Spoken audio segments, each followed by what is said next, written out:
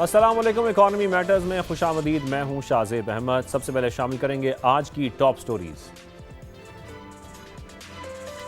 America Iran जंग से दुनिया को 2 अरब 60 करोड़ बैरल तेल की सप्लाई का नुकसान हुआ। आलमी ज़खायर को दोबारा भरने में 18 माह का अरसा दरकार होगा। सऊदी जॉइंट कंपनी अरामको के सरबराह का बयान। पाकिस्तान की जापान इंटरनेशनल कॉर्पोरेशन एजेंसी से ML1 रेलवे मंसूबे में माली मुआवनत की दरखास्त। सदर जायका ने वफाकी वजीर इक्तसादी उमूर अहद चीमा से मुलाकात में प्रोजेक्ट पर गौर करने की यकीन दहानी करा दी। और स्टील सेक्टर के लिए FBR का नया सेल्स टैक्स जनरल ऑर्डर जारी। मुंतखब कंपनियों से बिजली के हर यूनिट पर ₹5 टैक्स लिया जाएगा। यहाँ पर आपको ये बताएं कुछ गैर मुल्की करेंसीज के हवाले से। इंटरबैंक में डॉलर की कदर में आज भी रोज की तरह 1 पैसे की कमी हुई, जिसके बाद इसकी कीमत ₹270.75 हो गई। यूरो को देखें तो ये 62 पैसे महंगा हुआ।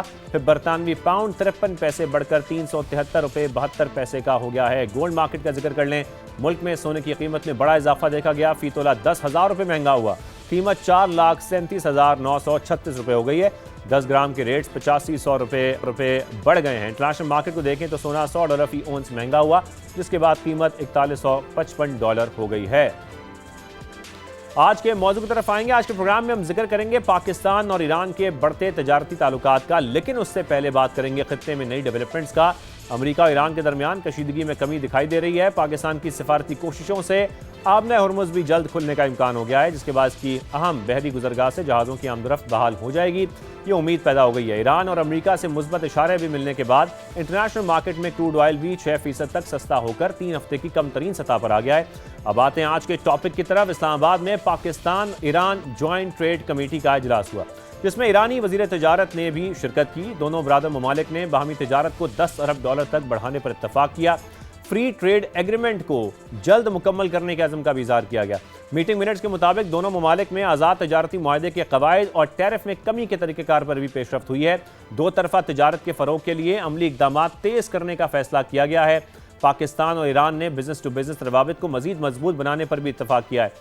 बार्टर ट्रेड के निज़ाम को वसअत देने और मौसर बनाया जाएगा। सरहदी तिजारत के फ़रोग और मकामी आबादियों को मुआशी मौक़े फराहम करने के अज़म का भी इज़हार किया गया है। मुश्तरका सरहदी मंडियों के मौसर इंतज़ाम के लिए मुश्तरका कमेटियाँ कायम की जाएंगी। फिर मुतफ़िक़ा फ़ैसलों पर फौरी अमल दरामद के लिए तकनीकी कमेटियाँ भी काम जारी रखेंगी।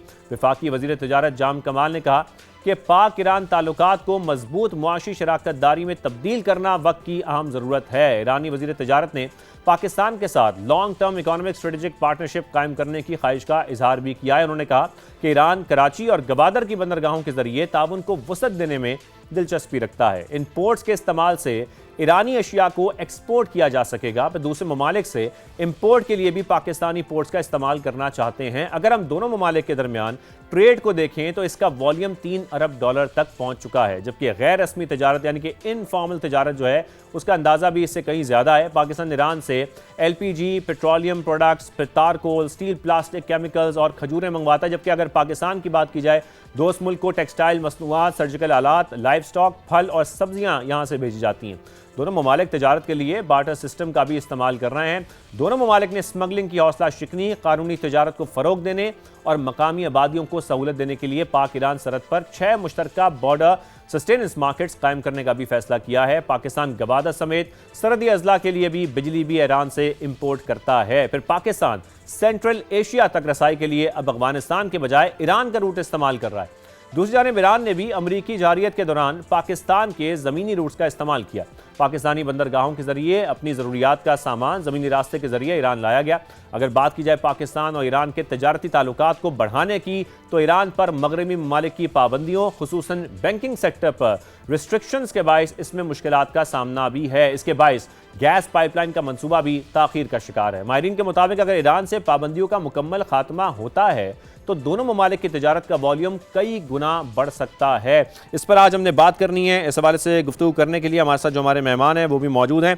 हमारे साथ मौजूद होंगे माहिर बहरी उमूर अब्दुल्ला हमीद गुल साहब में ज्वाइन कर रहे हैं, साथ में दीगर मेहमान भी हमें ज्वाइन करेंगे। साबिक project director CPEC Hasan Dawood Bhatt साहब होंगे। माहिर मईशत सईद अली वासिफ साहब भी हमारे साथ मौजूद होंगे।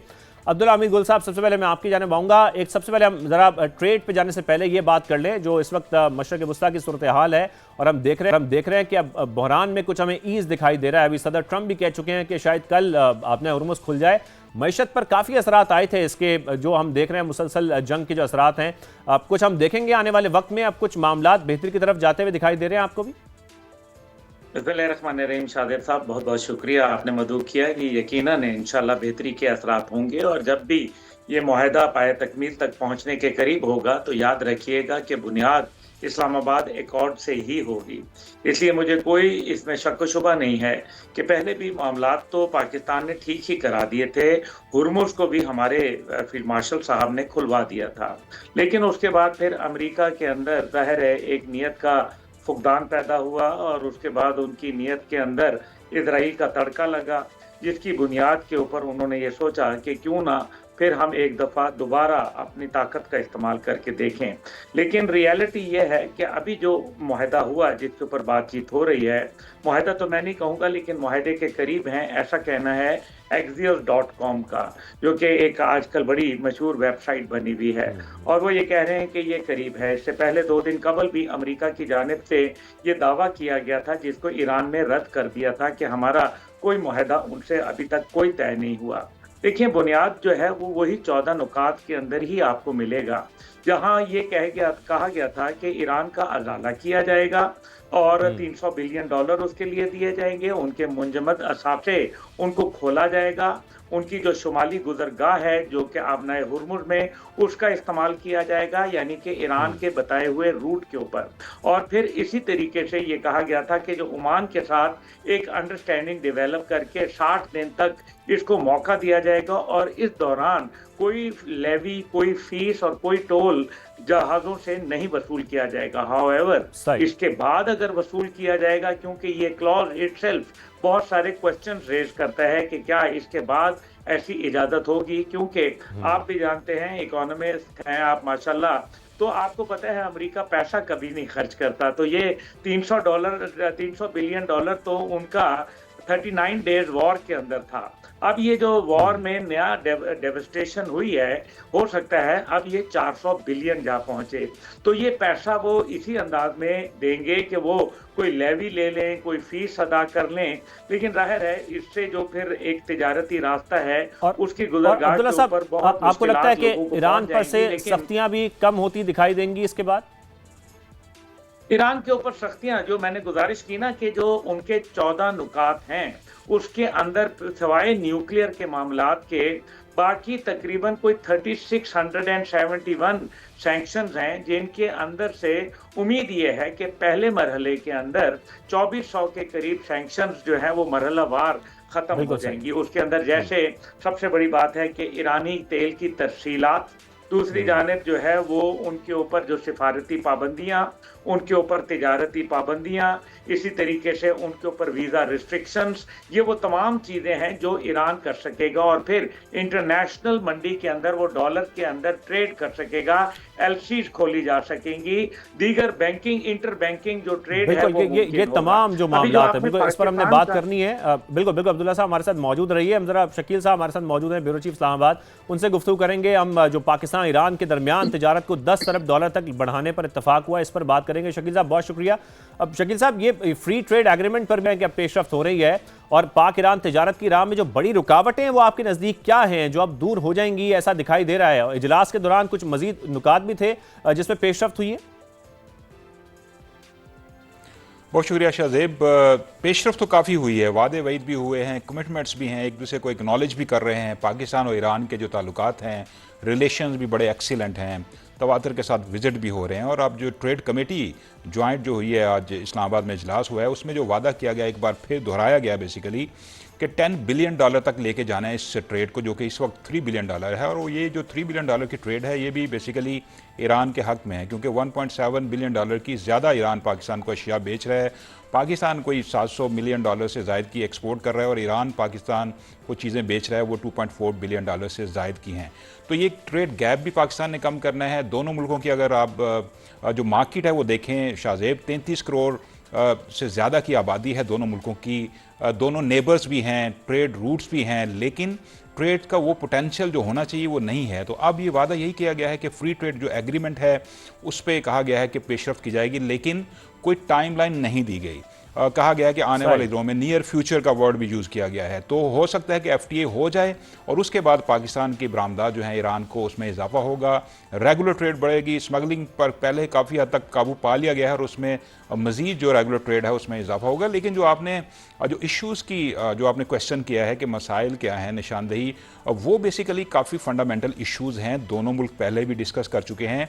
आप अंदाज़ा लगाएं कि 2017 से एक MOU साइन हुआ पाकिस्तान और ईरान के दरमियान और उसका बुनियादी मकसद ये था कि बैंकिंग चैनल्स के ज़रिए ट्रेड की जाए। लेकिन आज 9 साल हो गए हैं, उस पर उस तरह अमल दरामद नहीं हुआ। उसकी एक बड़ी वजह तो ये भी है कि ईरान के ऊपर US के सेंक्शंस हैं, इंटरनेशनल सेंक्शंस हैं, हमारे एक निजी बैंक को पेनल्टी भी हो चुकी है।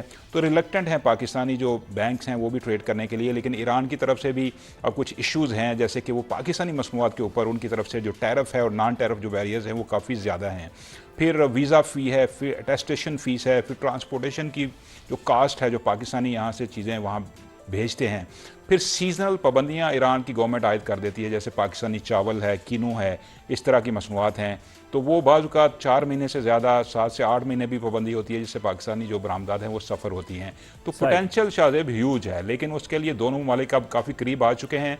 उम्मीद ये है कि नियर फ्यूचर में इसमें पेशरफ्त होती नजर आ रही है। दोनों ममालिक काफ़ी नज़दीक दिखाई दे रहे हैं। दीगर मेहमान भी हमारे साथ मौजूद हैं। इससे बात करने के लिए हमारे साथ मौजूद हैं जो माहिर बैनुल-अक़वामी उमूर हैं, वो भी हमारे साथ मौजूद हैं। अब्दुल्ला अमीर गुल में साबिक project director CPEC Hasan Dawood Bhatt साहब भी हमें ज्वाइन कर चुके हैं। माहिर मैशत सैयद अली वासिफ साहब भी हमारे साथ मौजूद होंगे। हसन साहब बहुत शुक्रिया हमें वक्त देने के लिए। हसन साहब, अगर मैं आगाज़ यहाँ से करूँ, जैसे कि शकील साहब भी फरमा रहे हैं कि माजी में भी बहुत कुछ हुआ है। अगर हम थोड़ा सा बैकग्राउंड का जिक्र करें, 2006 में प्रेफरेंशियल ट्रेड एग्रीमेंट हुआ, 2012 में भी 2 तरफा तजारत को $10 अरब तक ले जाने का जो हदफ है वो मुकर्रर किया गया। फिर अप्रैल 2024 में भी हमने देखा सदर इब्राहिम रईसी के दौरे पाकिस्तान के दौरान भी कुछ मुआहदे हुए, MOUs पर दस्तखत हुए, और अब जब हम देख रहे हैं 2026 में एक बार फिर $10 अरब की तजारत और FTA की बात हो रही है। लेकिन इस बार 2 तरफा तजारत 2 से 3 अरब डॉलर से ऊपर जाती हमें दिखाई देगी। ये हमें प्रैक्टिकल होता दिखाई देगा? बहुत शुक्रिया। आई थिंक जो ओवरऑल ग्लोबल ट्रेड होता है या रीजनल ट्रेड होता है, उसके पीछे अब आजकल के टाइम एंड एज में जो इकोनॉमिक्स का बहुत इम्पोर्टेंट एस्पेक्ट होता है। और जिस तेज़ी से पाकिस्तान और ईरान के ताल्लुकात इम्प्रूव कर रहे हैं, जिस तेज़ी से पाकिस्तान का इन्फ्लुएंस रीजन के ऊपर जो पॉलिटिकल एक्टिविटीज़ हैं, जो मिलिट्री एक्टिविटीज़ हैं, उसके ऊपर, चाहे वो स्ट्रेटेजिक अलाइंसेज हों, चाहे ट्रेड अलाइंसेज हो, बढ़ रहा है। और आपके मुझसे काफ़ी सीनियर कॉलीग मिलिट्री एनालिस्ट भी हैं, उन्होंने भी इस सिलसिले में बात की। आई थिंक इससे ट्रेड बढ़ता है। देखें, हिस्टोरिकली 2 चीज़ें पीपल टू पीपल इंटरेक्शन बढ़ाती हैं, एक ट्रेड होती है और एक टेक्नोलॉजी होती है। लोग नेचुरली ये कॉन्फ्लिक्ट भी बढ़ाती हैं। अभी आप जिस तरह US और अमेरिका के ट्रेड बैरियर्स देखें, पाकिस्तान और जो रीजन है और जिसका मेजर स्पेशली एशिया के अंदर जो तब्दीली आ रही है वो ये है कि ममालिक अब सिर्फ इंटरकनेक्टेड नहीं रह रहे, इंटरडिपेंडेंट बढ़ रहे हैं।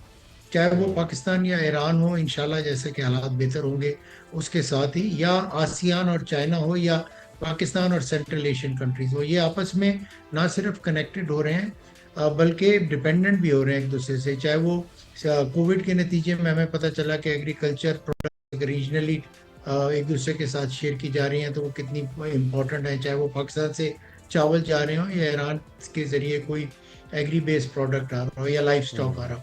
सो ये बहुत इम्पोर्टेंट टाइम है और इस टाइम को बिल्कुल ज़ाया नहीं करना चाहिए। इंशाल्लाह 10 बिलियन एक बहुत अचीवेबल नंबर है।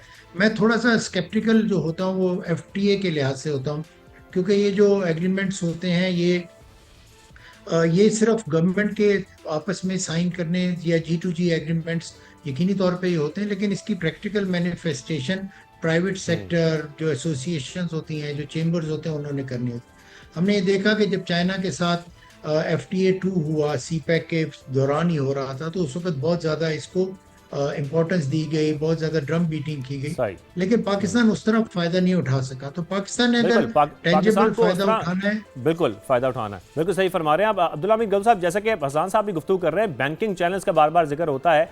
इस वक्त ईरान से तजारत में सबसे बड़ा चैलेंज आपको क्या लगता है कि मगरबी ममालिक की पाबंदियां ही हैं? बैंकिंग चैनल्स पर पाबंदियों के बायस हम देखते हैं कि तजारत को बढ़ाना बहुत मुश्किल दिखाई देता है। लेकिन अगर हम देखें चीन और भारत जैसे ममालिक को, तो ज़ाहिर है वो तो ईरान के साथ इसके बावजूद कारोबार इस वक्त कर रहे हैं, लेकिन क्या कुछ ऐसा तरीक़ेकार निकाला जा सकता है कि जो पाबंदियां हैं उसके होते हुए भी हम तजारत को बढ़ा सकें? जी बिल्कुल, इसमें कोई शक व शुबा नहीं है। पाकिस्तान का बॉर्डर भी लगता है। देखें, हमें तो ऑयल की प्राइसेस के ऊपर उसी वक्त तयन कर लेना चाहिए था जब हमें मौका मिला था, जब उनके ऊपर सैंक्शंस लिफ्ट हुई थी ड्यूरिंग द वॉर। तो पाकिस्तान अगर उस टाइम पे एग्रीमेंट कर लेता, जिस तरह से रिलायंस इंडिया ने किया था 5 मिलियन बैरल्स का, तो उस टाइम पे ज़ाहिर है पाकिस्तान को ये प्रॉब्लम ना आती, हमारे पास एग्रीमेंट होता है। हाउएवर, आपका सवाल का जो बिल्कुल जवाब है, सबसे बड़ी बात है कि आप बार्टर ट्रेड में कर लें तो आपके ऊपर इश्यूज खत्म हो जाते हैं। मेरी क्योंकि ईरानियन मुतअद्दिद प्रेसिडेंट से मुलाकातें हो चुकी हैं, उनकी तमाम लीडरशिप से मेरा राब्ता रहता है, इसलिए मुझे मालूम है कि वो डेस्परेट है आपके साथ काम करने के लिए।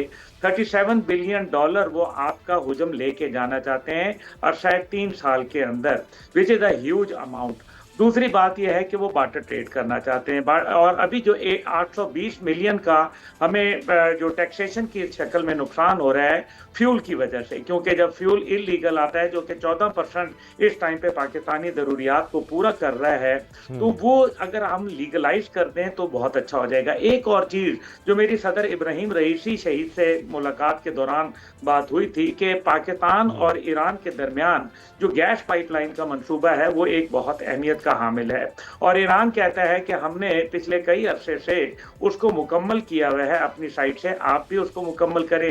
जाहिर है पाकिस्तान के ऊपर मल्टीपल जो है वो मुश्किलात हैं, बैरूनी दबाव है, हम ताज़ा FATF में वाइट लिस्ट के अंदर वापस आए हैं, भारत अभी भी कोशिश कर रहा है। अब्दुल्ला साहब, ये आपका बड़ा इंपॉर्टेंट पॉइंट था बार्टर ट्रेड वाला। मैं चाहता हूं इसको आगे लेकर जाऊं। अली वासिफ साहब भी हमारे साथ मौजूद हैं, हमें ज्वाइन कर चुके हैं। बहुत शुक्रिया अली वासिफ साहब।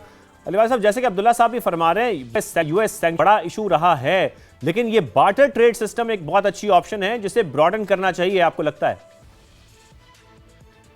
जी बिल्कुल सही फरमाया। और मैं सिर्फ ये ऐड करना चाह रहा था कि जो हम इस 10वें जो इजलास हुआ है इसके अंदर 7 अरब का तकरीबन जो है वो एक ह्यूज नंबर है जो कि प्रपोज किया गया है, और ये अचीव करना ज़ाहिर है कि इतनी जल्दी पॉसिबल नहीं है। तो उसमें ज़ाहिर है जो हमारी एक ऑलरेडी हम इंटरनेशनली ट्रेड कर रहे होते हैं उस तरह करेंसी के थ्रू वो नहीं करना चाह रहे, वो चाहते हैं कि वाटर ट्रेड के अंदर जो है वो चीज़ अशिया जो है वो एक्सचेंज की जा सकें।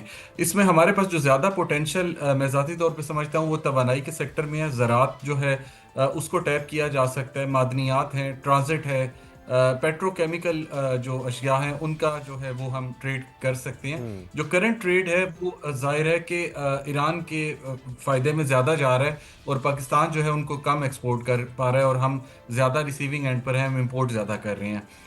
इस हवाले से जो फिगर दिया गया है 10 अरब डॉलर वाला, वो ज़रा थोड़ा सा मुझे लगता है कि सियासी ज़्यादा है और अचीवेबल कम है, इस सेंस में कि जो टाइम फ्रेम है उसको नहीं मुतय्यन किया गया। अगर हम इसको प्रैक्टिकली देखें तो मेरे ख्याल में 3 से 5 साल का अरसा कम से कम दरकार होगा। ये बड़ा अहम सवाल है आपका अली वासिफ साहब कि ये कितना अचीवेबल है और उसका कोई टाइम फ्रेम होना चाहिए। शकील साहब भी हमारे साथ मौजूद है। शकील साहब, एक तो जब हम ये बात कर रहे हैं कि $10 बिलियन तक हम ले जाना चाहते हैं, उसका टाइम फ्रेम क्या होगा, और अब तक हमारी ट्रेड किस हद से हुई है, जरा ये भी आप बताइएगा, खासतौर पर पाबंदियों की वजह से ईरान पर। देखिए, पाबंदियों की वजह से पाकिस्तान की जो ट्रेड है विद ईरान वो काफ़ी ज़्यादा सफ़र हुई है, क्योंकि हम नेबर कंट्रीज़ हैं, हमारी जो कल्चर है वो भी आपस में मिलता है, मज़हब के लिहाज से भी हमारा रिलेशन है। लेकिन आप देखें कि ट्रेड का सिर्फ $3 बिलियन की बायलैटरल ट्रेड ये बहुत कम है। जो ईरान है वो $115 बिलियन की एक्सपोर्ट्स कर रहा है, $85 बिलियन की इंपोर्ट भी करता है। इतना ह्यूज नंबर है। चाइना के साथ, एशियन कंट्रीज़ दीगर हैं उनके साथ भी उनकी ट्रेड है। ज़ाहिर है ऑयल की उनकी ज़्यादा ट्रेड है उनके साथ, लेकिन पाकिस्तान बिल्कुल नेबरहुड में है। पाकिस्तान के साथ ईरान की तजारत बहुत कम है, और जो है वो भी ईरान के फेवर में है। तो पाकिस्तान के लिए बड़ी अपॉर्चुनिटी है कि पाकिस्तान से जो चावल हैं, जो रवायती जो हम एक्सपोर्ट्स करते हैं चीज़ें, जिसमें सर्जिकल गुड्स भी हैं, इसके अलावा सब्जियां हैं, फल हैं, और ये सारी चीज़ें ईरान को एक्सपोर्ट हम कर सकते हैं। इसमें इजाफा हो सकता है अगर ट्रेड बैरियर्स जो हैं खासतौर पर ईरानी हुकूमत की तरफ से ट्रेड बैरियर्स को कम करना बहुत ज़रूरी है। बिल्कुल सही फरमा रहे हैं शकील साहब। शकील साहब, यही इंपॉर्टेंट पॉइंट मैं हसन साहब आपकी जानिब लाऊंगा।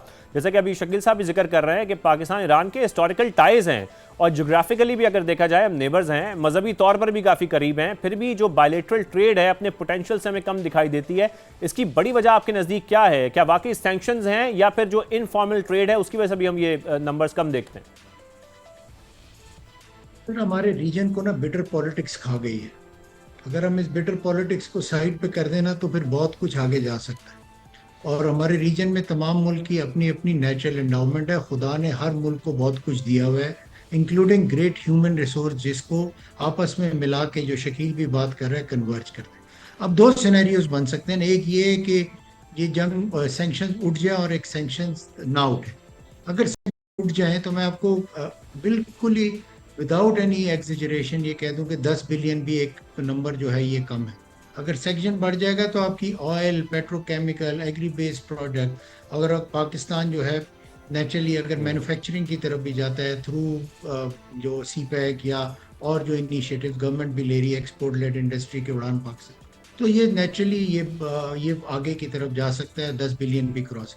अच्छा, उसके अंदर हमने कॉम्प्लीमेंट्रीज भी देखनी है। हमने ये जो हमारा शौक है ना, हम लोग इख्तलाफात ढूंढ रहे होते हैं, इसको साइड पे करते हुए हमने कॉम्प्लीमेंट्रीज देखनी है। जिस तरह गवादर और चाबहार की कॉम्प्लीमेंट्रीज देखनी है टूरिज्म के लिहाज से।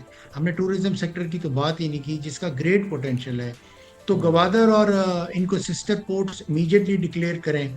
इसके अंदर जो राइट। फ्री ट्रेड जोन है चाबहार के अंदर भी है और गवादर के अंदर भी है, इन दोनों को सिस्टर फ्री ट्रेड करें। और वो फिर रेटरिक वाला फ्री ट्रेड ना हो, बिल्कुल सही वाला हो। अगर एक्सपोर्ट अगर और यहाँ पर आप करेंसी स्वैप का भी अलाउ कर दें, ताकि वहाँ पर रुपया यूज हो सके या उनके जो लोकल करेंसी है ईरानियन दिनार वो यूज हो सके। तो इस तरह ये मेयर्स बिल्कुल हैं। जब दूसरा सिनेरियो है जिसके अंदर आपके पास अगर सैंक्शंस नहीं होते, उस वक्त सी पैक बहुत इंपॉर्टेंट और बेल्ट एंड रोड इनिशिएटिव बहुत इंपॉर्टेंट होगा।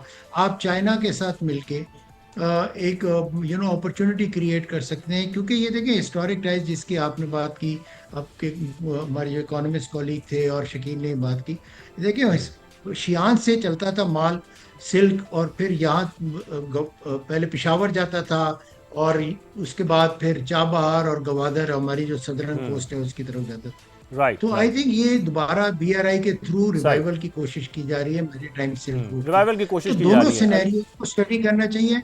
मैं बिल्कुल बिल्कुल आपसे सही। एग्री करता हूँ। हम बड़े नारे भी लगा देते हैं 10 बिलियन, 50 बिलियन, 60 बिलियन।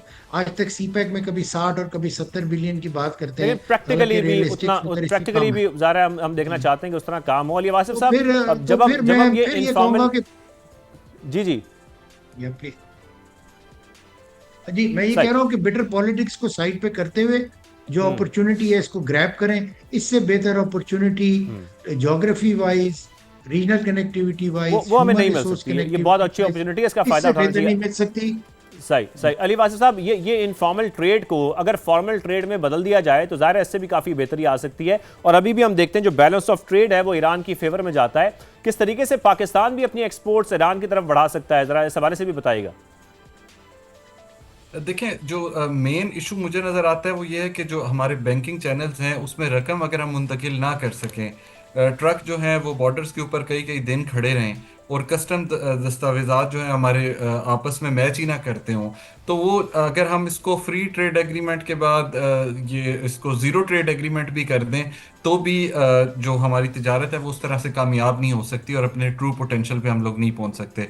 इब्तदाई में भी आपने जिक्र किया कि हम लोग पहले already we have preferential trade agreement जो कि 2006 से नाफिजुल अमल है, लेकिन उसके बावजूद हम ऐसी बहुत सारी चीज़ें हैं जो हम एक्सपोर्ट नहीं कर पा रहे। हमारा मेन फोकस पाकिस्तान का इस टाइम पर ये होना चाहिए कि हम अपने मैक्सिमम चीज़ें जो है वो एक्सपोर्ट कर सकें। और हमारे प्राइवेट सेक्टर के अंदर काफ़ी ज़्यादा पोटेंशियल ऑलरेडी मौजूद है जिसको टैप करने की इस टाइम पर ज़रूरत है। मेरे ख्याल में ये कुछ ऐसी चीज़ें हैं जिनके ऊपर अगर हम सियासी तौर पर थोड़ा सा सीरियसनेस दिखाएं, क्योंकि हमें लास्ट टाइम भी जो मेन इशू फेस करना पड़ा वो ये था कि ईरान ने अपनी साइड की जो गैस पाइपलाइन है वो कंप्लीट कर ली, जबकि पाकिस्तान उस साइड पर थोड़ा सा वीकेंड पे नज़र आया, या थोड़ा सा नहीं काफ़ी ज़्यादा, बिकॉज हम लोगों ने अपनी तरफ से काम नहीं किया। और वो वाला ऐसा उसमें ट्रू पोटेंशियल था राइट। जिस तरह हमारे पास ऑयल सेक्टर के अंदर था या दीगर जो क्रूड ऑयल अगर इंपोर्ट कर सकते थे। साथ ही साथ में एक प्रोडक्ट और जिसका मैं जिक्र करना चाहूँगा कि हम जी जो खाद बनाने के लिए जो इंपोर्ट करते हैं मटेरियल और जो कतर से चीज़ें आती हैं वो हम ईरान से भी ले सकते थे, तो हमारा एक तो उसका जो फेयर था वो कम हो जाता और दूसरा हमें कॉस्ट भी सही यहाँ से सही। कम पड़ती ठीक है, बिकॉज ऑफ ठीक है। आप सबका बहुत शुक्रिया। यहाँ पर एक ब्रेक शामिल करेंगे जल्दी से, फिर वापस सेशन को आगे बढ़ाते हैं।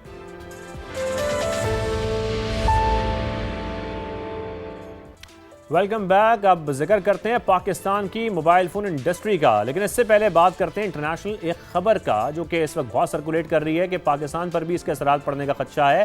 स्मार्टफोन्स का अहम पार्ट यानी प्रोसेसर्स और चिप्स की जो कीमतें हैं वो बढ़ गई हैं। दुनिया की बड़ी मोबाइल चिप साज कंपनी क्वालकॉम ने भी कीमतों में इजाफा कर दिया है, जिससे मोबाइल फ़ोन्स की कीमतें बढ़ने का इम्कान जाहिर किया जा रहा है। इसके असरात पाकिस्तान पर भी पड़ेंगे। मुल्क में तैयार होने वाले मोबाइल फ़ोन्स भी महंगे होंगे, ऐसा कहा जा रहा है। एप्पल के मुताबिक भी आर्टिफिशियल इंटेलिजेंस के लिए बनने वाले बड़े डाटा सेंटर्स की बड़े पैमाने पर खरीदारी से मेमोरी चिप्स की कमी हो गई है। इसी वजह से रैम और स्टोरेज चिप्स महंगी हो गई हैं, जिसका असर अब मोबाइल फ़ोन्स और दीगर इलेक्ट्रॉनिक मसनूआत की कीमतों पर भी पड़ सकता है। अगर हम पाकिस्तान में मोबाइल फ़ोन्स की तैयारी को देखें तो मुल्क में मोबाइल फ़ोन्स की तैयारी उभरती हुई सनत बनती जा रही है। पीटीए के मुताबिक मुल्क में मोबाइल कनेक्शंस की तादाद 20 करोड़ से ज़्यादा है, जिसमें से 71% स्मार्टफोन्स हैं। 25 करोड़ अफराद की बड़ी मार्केट होने के बायस दुनिया की बड़ी मोबाइल फ़ोन्स कंपनीज ने पाकिस्तान का रुख किया और अब कोरिया और चीन के बड़े आलमी जो ब्रांड्स हैं वो भी यहाँ पर मोबाइल फ़ोन्स तैयार कर रहे हैं। इसे बात करने के लिए हमारे साथ मौजूद हैं मुजफ्फर पराचा साहब, chairman mobile import and manufacturing association है, और इफ्तिखार परवेज साहब भी हमारे साथ मौजूद हैं टेलीकम्युनिकेशन एक्सपर्ट हैं। आप दोनों का बहुत शुक्रिया। मुजफ्फर साहब, पहले मैं आपकी जानिब आऊँगा। जिस तरीके से हम देख रहे हैं कि इस वक्त जो खबरें सर्कुलेट कर रही हैं, सबसे पहले मैं ज़रा यही जानना चाहता हूँ आखिर ऐसा क्या हुआ है कि आर्टिफिशियल इंटेलिजेंस कंपनियों ने जो चिप्स की इतने बड़े पैमाने पर खरीदारी शुरू कर दी है कि अब दुनिया में इसकी शॉर्टेज होना शुरू हो गई है, ऐसा बताया जा रहा है। इससे वाकई जो स्मार्टफोन्स हैं वो महंगे होंगे और जो इंडस्ट्रीज हैं वो मुतासर होंगी स्मार्टफोन्स की? तो यह है कि मोबाइल फोन की सबसे इम्पोर्टेंट चीज जो है वो मेन चीज है, दैट इज द चिपसेट। और किसी भी इलेक्ट्रॉनिक प्रोडक्ट की आज सबसे मेन चीज है वो चिपसेट है। और चिपसेट ग्लोबल, जैसे आपने अभी कहा, आर्टिफिशियल इंटेलिजेंस और इन सारी चीज़ों की वजह से चिपसेट की शदीद शॉर्टेज हो गई है पूरी दुनिया में। और ऑफ कोर्स इसकी शॉर्टेज होने की वजह से मोबाइल फ़ोन पूरी दुनिया में महंगे हुए हैं। ना कि मोबाइल फ़ोन बल्कि तमाम इलेक्ट्रॉनिक प्रोडक्ट्स, सब चीज़ें आहिस्ता आहिस्ता महंगी होती जा रही हैं। और आप नियर फ्यूचर में देखेंगे मोबाइल फ़ोन की प्राइसेस और भी ज़्यादा बढ़ेंगी। इसी तरह जितने इलेक्ट्रॉनिक्स प्रोडक्ट्स हैं सबकी प्राइसेस बढ़ेंगी। पाकिस्तान में पिछले 2-3 माह में मोबाइल फ़ोन की प्राइसेस एटलीस्ट 20% बढ़ चुकी हैं और ये इम्कान ये है कि अनदर 15 से 20% मोबाइल की प्राइसेस फिर बढ़ेंगी, मज़ीद बढ़ेंगी। अच्छा, मुजफ्फर साहब एक पॉइंट और मुझे बताइएगा। इंटरनेशनली हम जब न्यूज़ को देखें तो उसमें बताया जा रहा है कि क्योंकि डाटा सेंटर्स के लिए बहुत सारी कंपनीज अब चिप तैयार कर रही हैं, तो इसकी एक बड़ी वजह यही है जिसकी वजह से हम देख रहे हैं कि जो मोबाइल की बनने वाली चिप्स हैं वो महंगी हो रही हैं। ये बात दुरुस्त है? देखिए, डेटा सेंटर, आर्टिफिशियल इंटेलिजेंस का बूम, ये 110% बिल्कुल आपने सही बात की है, क्योंकि पूरी दुनिया में इस वक्त आर्टिफिशियल इंटेलिजेंस और डेटा सेंटर्स बन रहे हैं। इस डेटा सेंटर्स की वजह से इन चिप सेट की शॉर्टेज हो गई है। और चिप सेट्स की जो नई मैन्युफैक्चरिंग है वो एक फैक्ट्री, एक तो इट इज़ वेरी कॉस्टली, दूसरा इसको बनाने में मिनिमम 3 से 5 साल का अरसा दरकार है। राइट। तो किसी ने ये नहीं सोचा था कि बिल्कुल कि इस हद तक कीमतें बढ़ सकती हैं। इफ्तिखार साहब, क्या वाकई आपको लगता है ये कोई वक्ती बहरान है या आने वाले बरसों में हम देखेंगे कि एआई की वजह से जो स्मार्ट इलेक्ट्रॉनिक डिवाइसेस हैं वो मुसलसल महंगी होती हमें दिखाई देंगी? जी, ये तो खैर बात सही है कि वो प्राइसेस बढ़ने से, शॉर्टेज होने से प्राइसेस बढ़ रही हैं और शायद कुछ देर और बढ़ेंगी। लेकिन मेरा ख्याल है थोड़ा सा इसको हम ज़्यादा अहमियत दे रहे हैं जितनी के देनी चाहिए उससे। वो इसलिए क्योंकि अगर लेट से एक प्रोसेसर की कीमत, जो कि processor is about 15% of A chipset, अगर उसकी कीमत 20% भी बढ़ती है तो वो टोटल का 3% बनता है। तो अगर टोटल हम चिपसेट ले लें, उसमें मेमोरी चिप्स हैं, मेमोरी चिप्स की प्राइसेस बढ़ रही हैं, प्रोसेसर्स की प्राइसेस बढ़ रही हैं, लेकिन ये नहीं कि हर इलेक्ट्रॉनिक कंपोनेंट की प्राइसेस बढ़ रही हैं। सो टोटल जो इम्पैक्ट आता है फ़ोन पे, एक फ़ोन पे मेरे ख्याल में 5 से 10% से ज़्यादा नहीं आता। और वो प्राइसेस जो वो भी ऐसा है कि उसमें सब के सब चिप्स ऐसे नहीं हैं जो कि आइंदा सालों में शॉर्टेज रहेगी। कुछ ऐसे भी हैं जहाँ पे बहुत ज़्यादा लोग काम कर रहे हैं, ख़ास तौर पे चाइनीज़ तो बहुत इस पे शद्दोमत से काम हो रहा है और वो अपनी रैंप अप कर रहे हैं प्रोडक्शन कैपेसिटीज़, जिसकी वजह से मेरा ख्याल है कि ये बहरान बहुत लंबा नहीं चलेगा। हाँ, कुछ चिप्स में बहुत लंबा चलेगा, लेकिन हर किस्म के चिप्स में नहीं चलेगा। तो दूसरे लफ्जों में एक तो इसका इम्पैक्ट इतना ज्यादा नहीं है जितना कि हम ख्याल कर रहे हैं। वो जो न्यूज आइटम जिसका आपने जिक्र किया वो भी एप्पल के बारे में। एप्पल की बड़े स्पेशलाइज्ड चिप्स हैं, तो एंड्रॉयड के चिप्स इतने ज्यादा स्पेशलाइज्ड नहीं है, ये ज्यादा आम अवेलेबल हैं, जो कि आमतौर पे फोन हैं, एंड्रॉयड फोन्स हैं। तो दो बातें हो गई, एक तो ये कि ज़्यादा नहीं चलेगा, दूसरा ये कि इम्पैक्ट इतना ज़्यादा नहीं। तीसरी बात मैं ये कहता चलूँ कि ज़्यादा इम्पैक्ट जो पड़ता है हमारे यहाँ प्राइसेस का, वो पड़ता है एक्सचेंज रेट का, और वो पड़ता है गवर्नमेंट की ड्यूटीज और टैक्सेस का। राइट। अब जी बिल्कुल सही। और जैसा कि आप बता रहे हैं कि एप्पल के और जो दीगर एंड्रॉइड इस वक्त हम प्रोडक्ट्स देख रहे हैं मार्केट में, उसमें कितना डिफरेंस आ सकता है, इस पर हम बात करेंगे। एक ब्रेक शामिल करते हैं, वापस आएंगे, फिर मुजफ्फर साहब की तरफ वाले से बात करेंगे।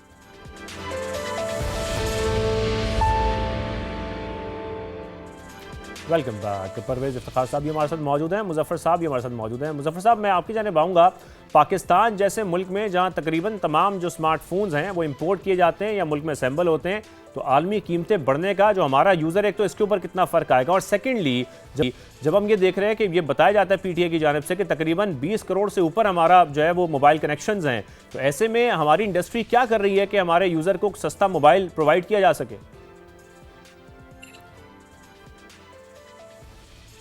जी, पाकिस्तान में इस वक्त अगर आप जी पाकिस्तान में 20 मिलियन से ज़्यादा मोबाइल फ़ोन यूज़र हैं, ये बिल्कुल सही है।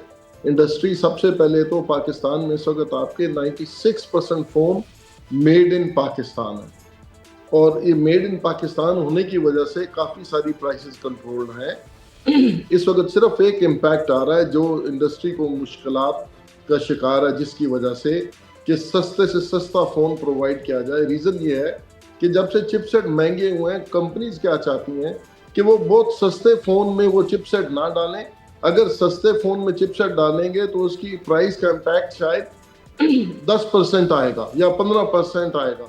अगर फ़ोन 20,000 रुपये का है या 25,000 रुपये का और चिपसेट उसमें 15% भी महंगा हुआ है, इसका मतलब उसकी प्राइस 25 से 28,000 या 29,000 हो जाएगी, जो कि इस प्राइस रेंज में कंज्यूमर के लिए बहुत ज़्यादा मैटर करते हैं ये प्राइस इंक्रीमेंट।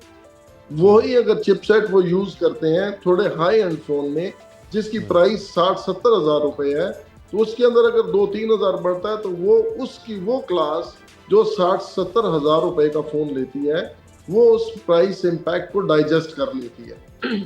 सो इस वक्त सिर्फ ये एक प्रॉब्लम है कि जितने ब्रांड्स हैं पाकिस्तान में, तमाम इंटरनेशनल ब्रांड्स मौजूद हैं जो लोकल मैन्युफैक्चरिंग कर रहे हैं, वो 50-60 हज़ार वाले फ़ोन की तरफ जा रहे हैं ताकि जो पब्लिक को कम से कम इम्पैक्ट लगे, रादर दैन 25,000 का फ़ोन 28-30 हज़ार का हो तो उसकी सेल नहीं आती, उसके अंदर प्रॉब्लम आती है।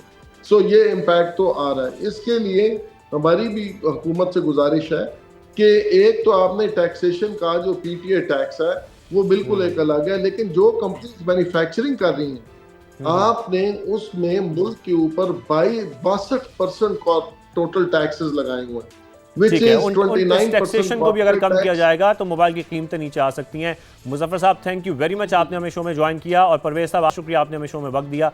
आप इजाज़त चाहते हैं, अल्लाह हाफ़िज़।